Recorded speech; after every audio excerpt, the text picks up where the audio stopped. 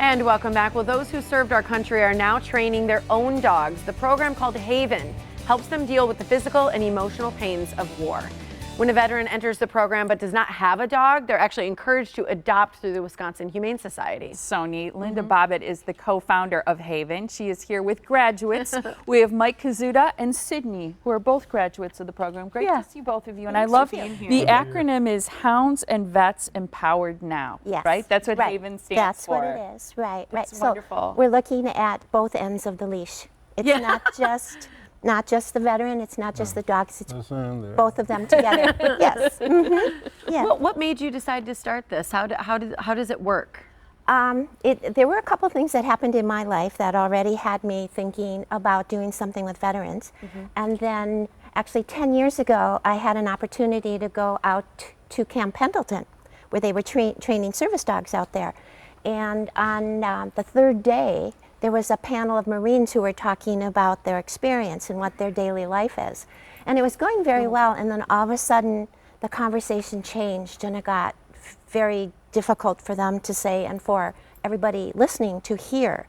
And I said it was as if all the air was out of the room. Everybody was not moving. One of the handlers undid a leash on the dog, and the dog went up to the Marines. 3 hands went on that dog and everything changed. Wow. Everything. So that's where I saw this was worth exploring. The power. The power. Yeah, the magic. Yes. Mike, was Sydney already your dog when you trained him? My wife and I got Sydney as a puppy 5 years ago, Christmas baby.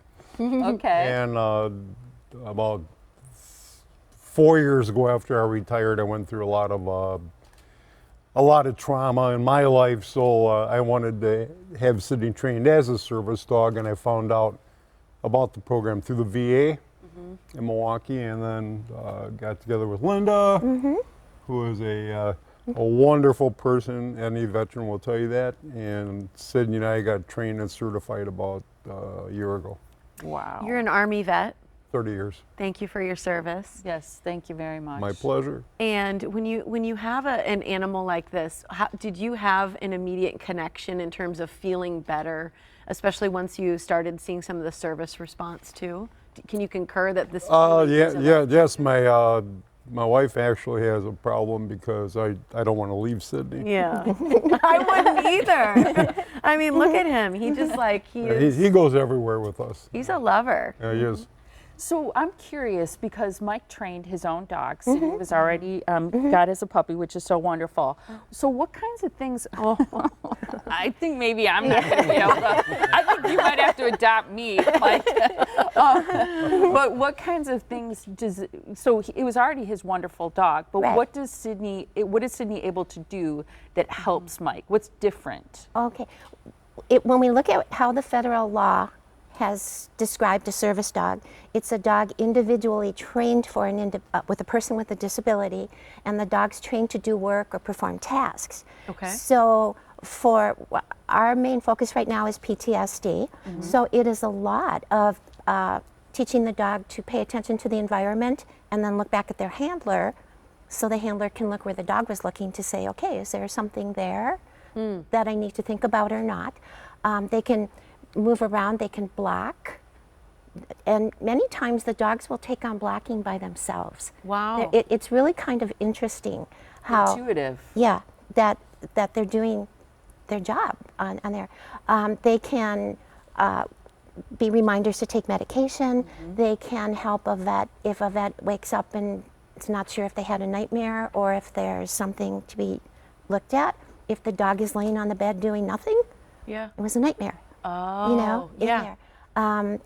They can do deep pressure, as you can see the benefit of that right here. I'm feeling the benefit. Yes. On there. So there's a lot of things. They can, if a vet is stopped in a line or something, they can be watching what's going on behind them. Yeah.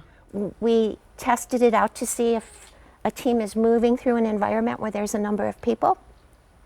When will the dog look back? Yeah. And it seems when somebody shows up in personal space, they are they know. glued on looking at that right there. We're out of time, but I want to know, can any dog be trained to be a service dog, or are there certain breeds that are best? It gets down to the individual dog. Okay. Because the dog, first of all, has to want to do this work. Yeah. And it has to, not every dog, some dogs want to just stay home on the couch. Yeah. Right? We want a dog who wants to be an active participant. So age is more of a And consideration. there's a lot of invisible things that people won't notice when they see a veteran with a dog. Like, Absolutely.